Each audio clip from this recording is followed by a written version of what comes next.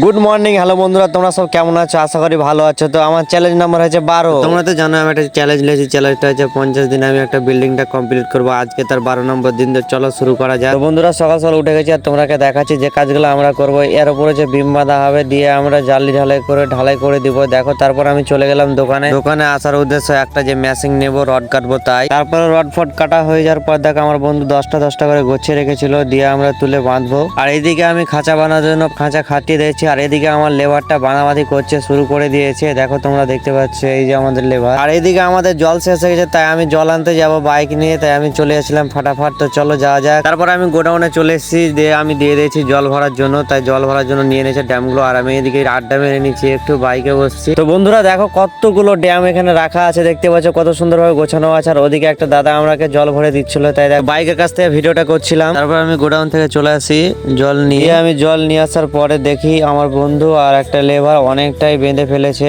এই যে দেখো তোমরা দেখতে পাচ্ছ বন্ধুরা, সেই লেভেলের বাঁধন। তো ভিডিওটা আমি এখান থেকে শেষ করছি। তো বন্ধুরা ভিডিওটা কেমন লাগলো অবশ্যই জানাবে, লাইক কমেন্ট শেয়ার করবে, এবং প্রতিদিন এরকম ভিডিও পেতে আমার পেজটাকে ফলো করে রাখবে। দেখা হবে নেক্সট ভিডিওতে। Tata, bye bye.